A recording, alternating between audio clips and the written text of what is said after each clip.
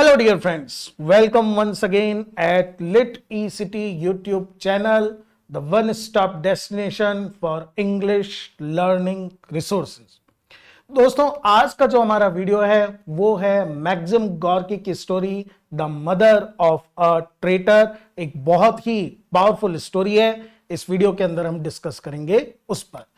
तो story start करने से पहले चलिए देखते हैं थोड़ा सा मैक्सिम गॉर्की के बारे में। Maxim Gorky was a famous Russian writer, रूस के राइटर है और 20th सेंचुरी के बिगनिंग में ये लिख रहे थे and he is one of the earliest founders. इन्होंने जो शैली स्टाइल है सोशलिस्ट रियलिज्म, सोशलिस्ट रियलिज्म उस टाइप का लिटरेचर होता है जिसमें समाज की रियलिटी को प्रेजेंट किया जाता है, बजाय किसी वंडरलैंड, किसी पास्ट, किसी हिस्ट्री की बजाय जो प्रेजेंट रियलिटी है उसके बारे में लिखा जाता है। इनका जो ओरिजिनल नेम था, बर्थ नेम था, वो था अलेक्साई मैक्सिमोविच पेशकॉव और गॉर्की जिसका मीनिंग इंग्लिश के अंदर होता है बिटर, जिसका मतलब है कड़वा, ये इन्होंने पेन नेम अपना यूज करा था।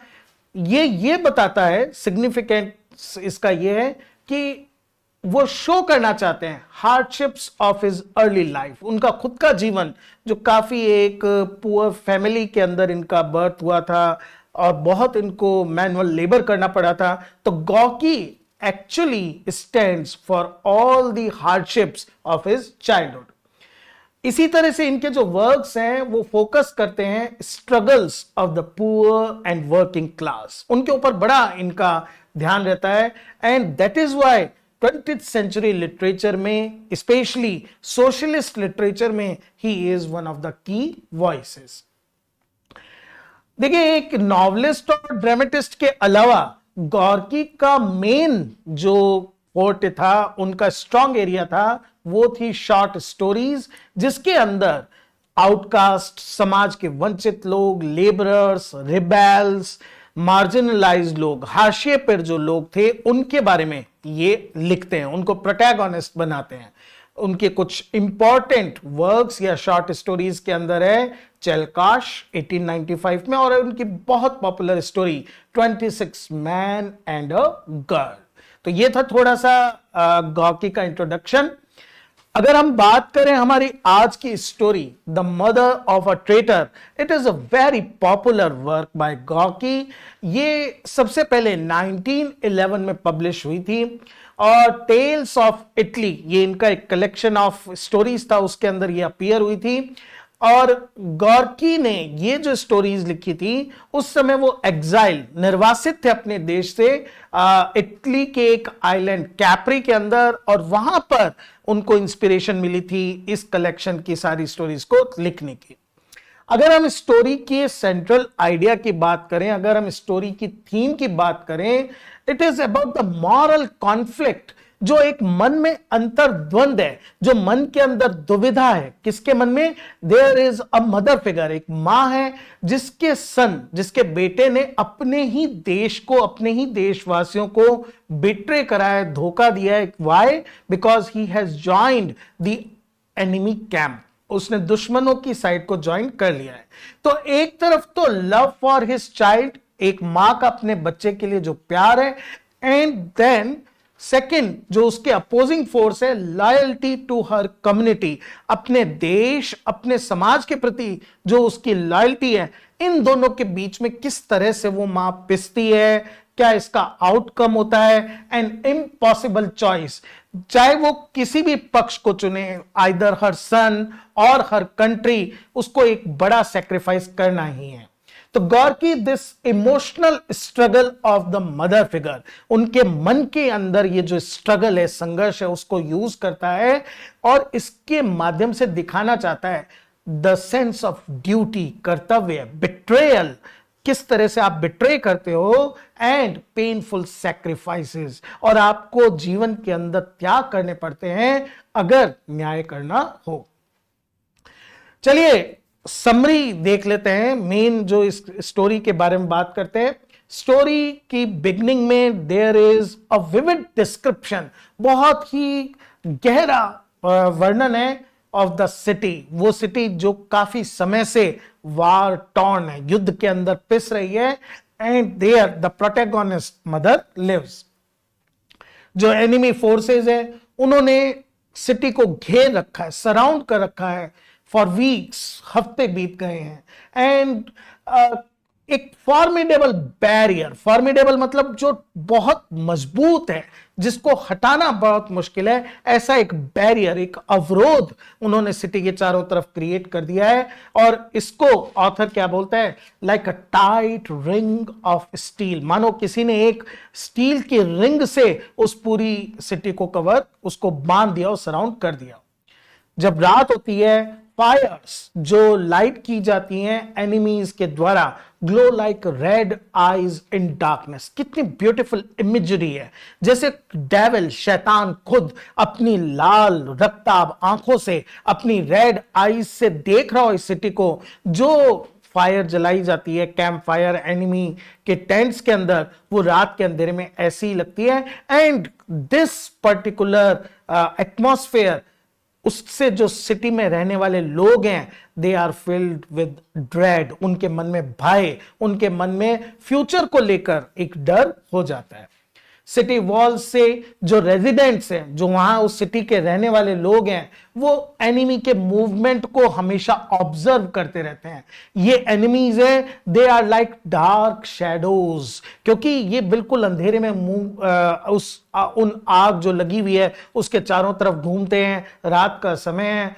उनके हॉर्सेस जो हैं, दे आर वेल फेड, हुष्ट पुष्ट उनके हॉर्सेस हैं, क्लैशिंग वेपन्स, और लगातार रात को वो प्रैक्टिस करते रहते हैं। Victorious laughter, because they are on the upper hand, वो सिटी के ऊपर कंट्रोल पाने वाले हैं, तो उनकी हंसी के अंदर भी एक लाफ्टर है। और इसकी वजह से वो सिटी जो बहुत बुरी तरह से खत्म, डिवास्टेटेड भी हो चुकी है, उसके सिटी के residents, they feel very tormented, बहुत ज्यादा वो टॉर्चर, टॉर्मेंटेड फील करते हैं। एनिमी ने और बहुत सारी चीजें करी हैं। They have polluted the city's water source by throwing corpses into streams. जो सिटी को वाटर सप्लाई करने वाली स्ट्रीम्स हैं, उनके अंदर डेड बॉडीज को उन्होंने डाल दिया, जिससे वाटर जो है पोर्टेबल, पीने लायक नहीं रहा है। दे हैव बर्न्ड वाइनयार्ड्स, जिसके अंदर उनको कुछ मिल सकता था खाने पीने का, वो जला दिए गए हैं। डेस्ट्रॉयड फील्ड्स एंड क्रॉप्स, फसलें जला दी हैं। And cut down ऑर्चार्ड्स। तो पूरी तरह से एनिमी ने उनकी जो सप्लाई चेन है उसको खत्म कर दिया है, और इसी कारण सिटी बहुत ही वल्नरेबल, बहुत ही weak and exposed to dangers है। ऐसा लगता है कोई चीज इसको बचा नहीं सकती है। जो सिटी है उसके ऊपर रेगुलर और इंटेंस अटैक्स होते रहते हैं। एनिमी कैनन्स और मस्केट्स बम्बार्ड करते रहते हैं विद लेड एंड आयरन। जो सिटी अभी तक अपने आप को गेट्स बंद कर कर किसी तरह से प्रोटेक्ट किए हुए हैं, एनिमी लगातार डे बाय डे एडवांस कर रहा है, उसके ऊपर अटैक कर रहा है, और उसके लेड और आयरन इनके मीडियम से उन गेट्स को तोड़ने की कोशिश कर रहा है। जो ये तो बात हुई एनिमी कैंप्स की, लेकिन अगर अपन सिटी की आर्मी और सिटी के लोगों की बात करें, सोल्जर्स की बात करें, बिकॉज जितनी भी राशन की सप्लाईज है, जितना भी उनका सप्लाई चेन है, वो खत्म हो चुका है। सोल्जर्स हैं वो टायर्ड हैं, स्टार्विंग, भूखे हैं, वॉक ग्लूमीली, बहुत ही दुख से भरे हुए यहां से वहां सिटी की नैरो स्ट्रीट से निकलते हैं। और विंडोज ऑफ द हाउसेज, उस शहर की जो विंडोज हैं वहां से जो घायल सिपाही हैं, घायल लोग हैं, उनकी कराहें, उनका रोना, प्रेयर्स ऑफ द विमेन, जो औरतें हैं वो किस तरह से प्रे कर रही हैं, वो सारी चीजें, बच्चे जो ऑर्फन, अनाथ हो गए हैं, उनका रोना। So it's a very gloomy scene, पूरा सीन बहुत ग्लूमी है। People speak in hushed tones, वो जोर से बात भी नहीं करते हैं, एक दूसरे से हश टोन में बात करते हैं, often stopping mid sentences, because they have lost all the zest for life, जीवन के लिए कोई उत्साह नहीं बचा है। दे आर एंग्जियस, बहुत ज्यादा परेशानी के अंदर हैं, क्योंकि हमेशा कॉन्स्टेंटली एक डर उनको सताता है, enemy might come any time. Nights are even more dreadful, रातें और भयानक हो जाती हैं, because there is an eerie stillness, एक ऐसी शांति है जो शांति ना होकर किसी तरह की बेचैनी को जन्म देती है। साउंड्स ऑफ सफरिंग, जो घायल वुंडेड लोग हैं उनकी साउंड्स और सिचुएशन, इन सब रीजन से अनबियरेबल हो जाती है। वो सिटीजन्स जो दिन भर मेहनत करते हैं विदाउट एनी रिवार्ड, और जो भूख से त्रस्त है, उन्होंने हर तरह का होप खो दिया है कि हम किसी तरह से रेस्क्यू बच पाएंगे इस सिचुएशन से। The look in horror eight moon, वो चंद्रमा जो किसी के लिए ब्यूटी का सिंबल होता है, उनके लिए वो चंद्रमा भी किसी भी तरह का कंसोलेशन, सांत्वना नहीं लाता है। माउंटेन्स जो कभी सिटी के ऊपर एक क्राउन की तरह थे, डार्क गॉर्जेस, वो खाइयां, नॉइजी एनी कैंप, सिटी के बिल्कुल बाहर जो कैंप्स हैं, हर जगह जहां पे भी वो देखते हैं वहां उन्हें केवल डेथ, ट्रेजेडी और डिस्ट्रक्शन नजर आता है और कुछ नजर नहीं आता है।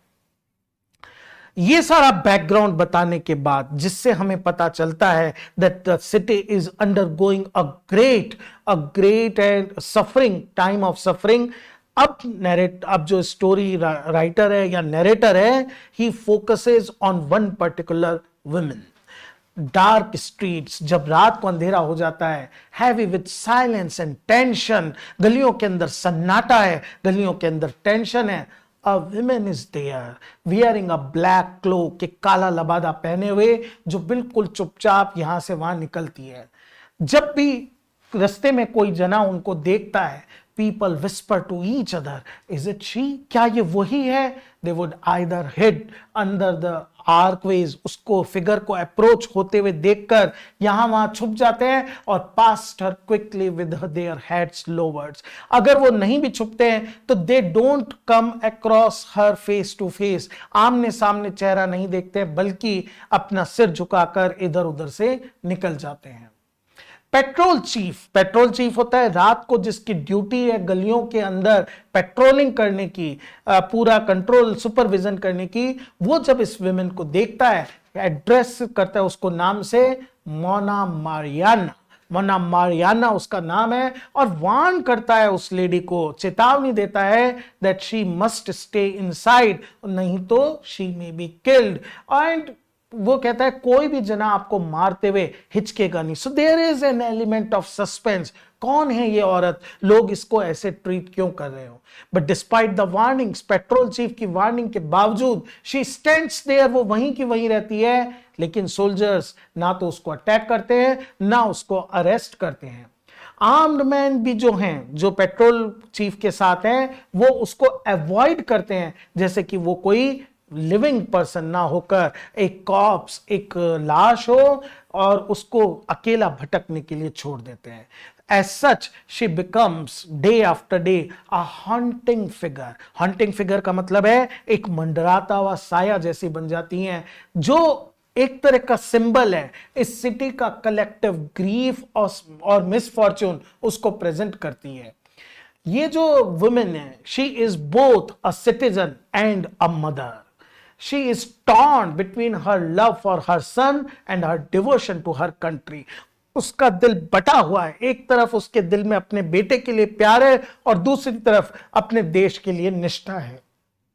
हमें पता चलता है that her son, which was once her pride, is now leading enemy forces to destroy her city.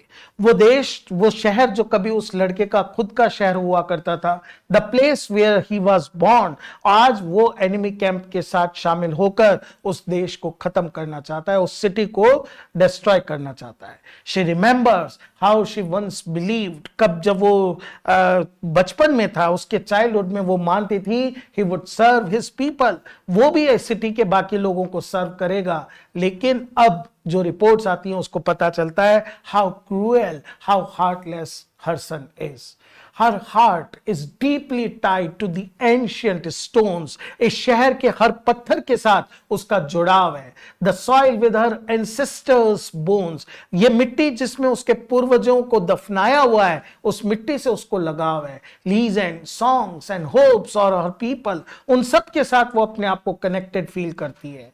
That is why अपने सन की लॉयल्टी, वो सन जिसने अपने ही सिटी को धोखा दिया है, बिट्रे करा है, उसको वो मॉर्न करती है. वो बैलेंस करने की कोशिश करती है. उसके अंदर जो मैटरनल लव है, अपने बेटे के लिए जो मां का प्यार है, उसको वो अपने पैट्रियोटिक लव, अपने देश, अपने शहर के प्रति प्रेम से वो बैलेंस कर सके.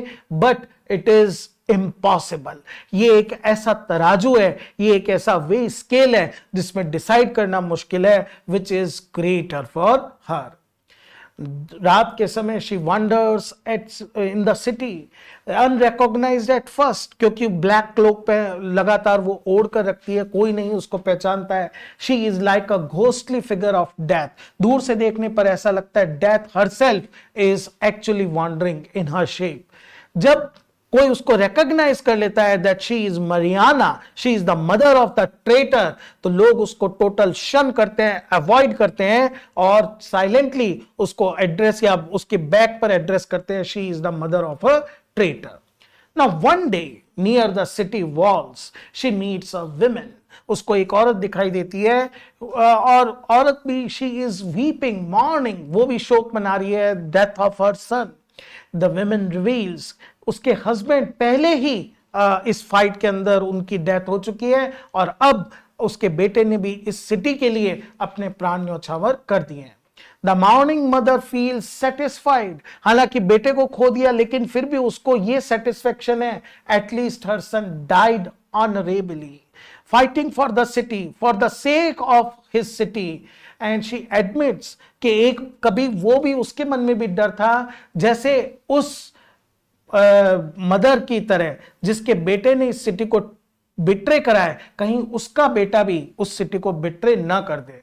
उसके बाद मरियाना के सन को वो कर्स करती है कि जिसने अपनी ही सिटी को बिट्रे करा है, जो लीडर ऑफ द एनिमी बन गया है, वो एनिमी ऑफ द गॉड है, एनिमी ऑफ द मैन है. वो यही नहीं रुकती, she even curses the womb that give birth to that particular son. उस कोख को भी वो श्राप देती है. We can understand how impossibly difficult it is for Mariana to listen to these curses. Heart broken by her words, पूरी तरह से टूटने के बाद मारियाना लीव्स द सिटी. और सिटी के डिफेंडर, जो बाहर की लाइन के ऊपर सिटी के प्रोटेक्ट करने वाली आर्मी का छोटा सा एक वहां पर टुकड़ी है, उसके पास जाती है और अगली मॉर्निंग और डिक्लेयर करती है that her son is their enemy. That is why naturally I am also your enemy. मेरा बेटा आपका दुश्मन है तो मैं भी आपकी दुश्मन हूं.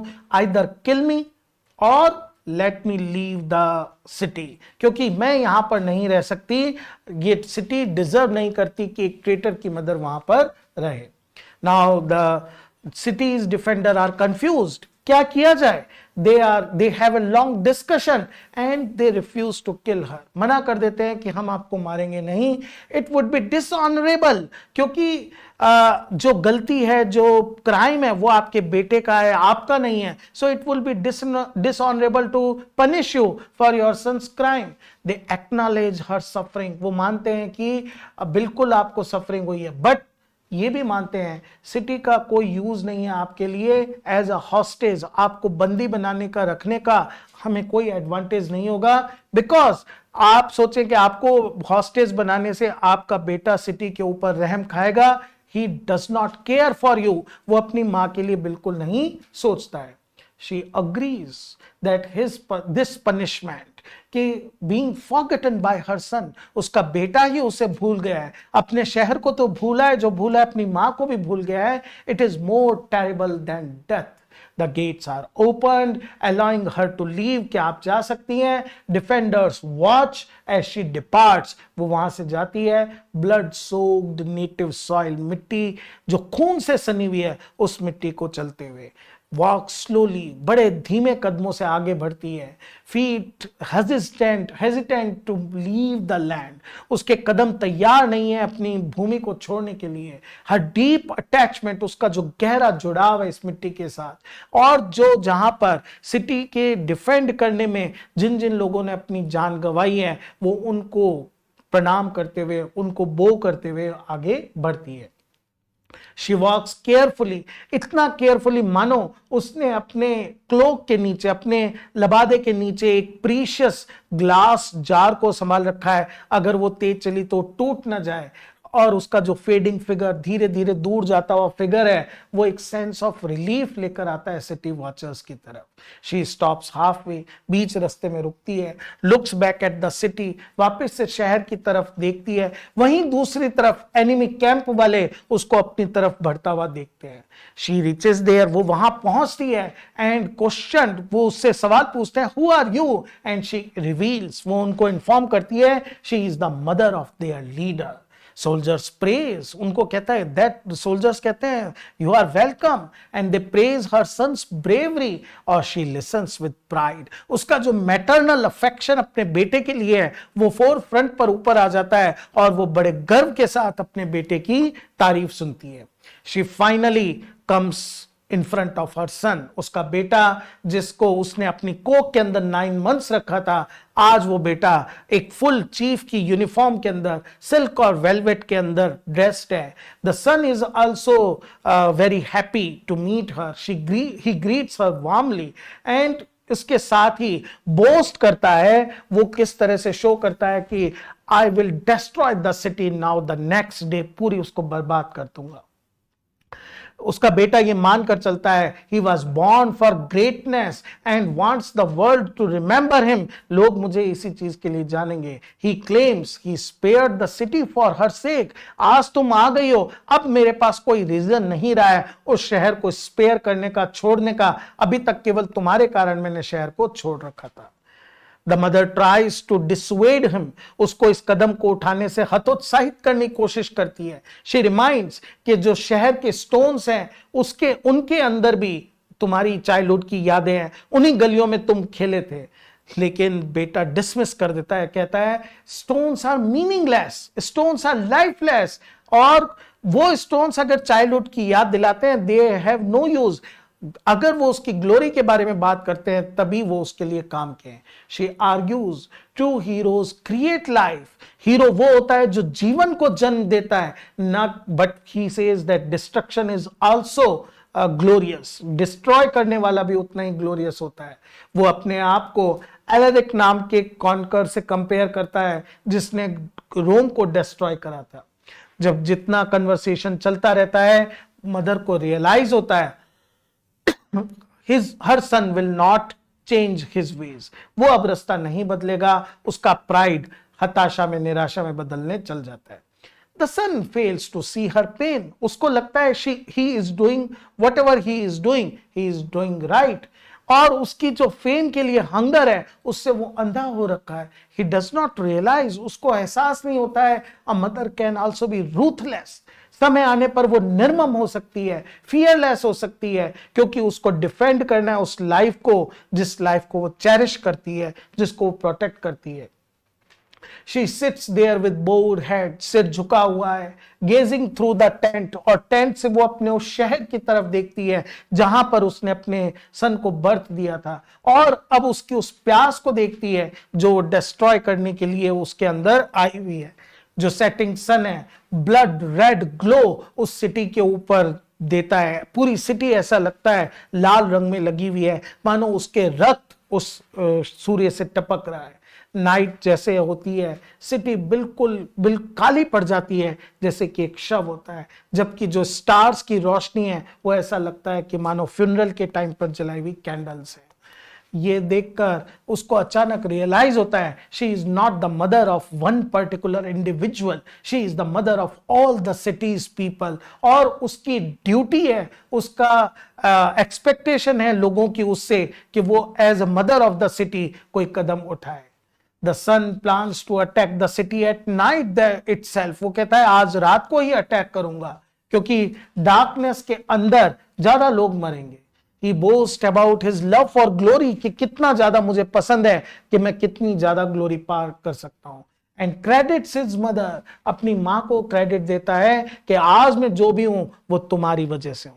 ये बात सुनकर उसकी मदर बोलती है प्लीज हैव सम रेस्ट, और वो उसको उसका हेड अपनी ब्रेस्ट के ऊपर रख लेती है।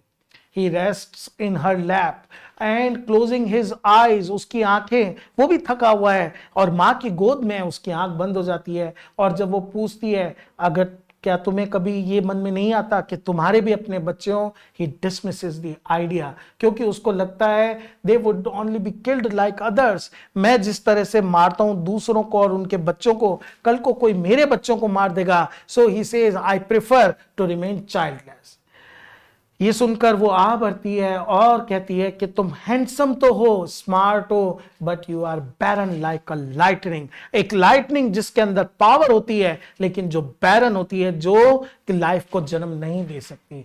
जैसे वो डोज करता है, she covers him with her cloak, अपना चोगा उसके ऊपर डाल देती है, स्टैब्स इन हिज हार्ट, और एक नाइफ से उसके हार्ट को स्टैब करती है और उसको मारती है, क्योंकि उसके मारने से she can protect the city. She declares, और वो डिक्लेयर कर देती है उसकी जो डुअल लॉयल्टी है, अ सिटीजन, एक सिटीजन के रूप में she has saved her city. As a mother वो डिसाइड करती है कि मैं इस सिचुएशन में जिसमें मैंने खुद अपने बच्चे को मारा है, मैं उसके साथ हूं।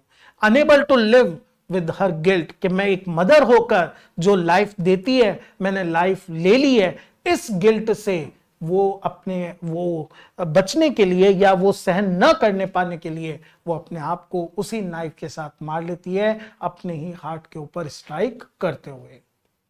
तो दोस्तों इस स्टोरी से हम देखते हैं कि किस तरह से एगोनाइजिंग चॉइस, पेनफुल चॉइस, बड़ी ही दर्द से भरी हुई चॉइस है मरियाना के पास। शी हैज टू मेक, जब उसका सन जो है वो एनिमी फोर्स का लीडर बन जाता है, जो डिवाइडेड लॉयल्टी है, उसकी जो लॉयल्टी बट गई है बिटवीन मैटरनल लव, एक तरफ मां का प्यार, दूसरी तरफ पेट्रियोटिक रेस्पॉन्सिबिलिटी, ये शो करता है किस तरह से जब इस तरह के इमोशंस के बीच में कॉन्फ्लिक्ट होता है, टकराव होता है, तब कितने ट्रेजिक एक्शंस में वो रिजल्ट करता है, उसका आउटकम कितना ट्रेजिक हो सकता है। जब मरियाना यह डिसीजन लेती है कि उसको अपने बेटे को मारना पड़ेगा और फिर वो खुद को मारना पड़ेगा, इसके थ्रू गोर्की कन्वे करते हैं लव एंड ड्यूटी।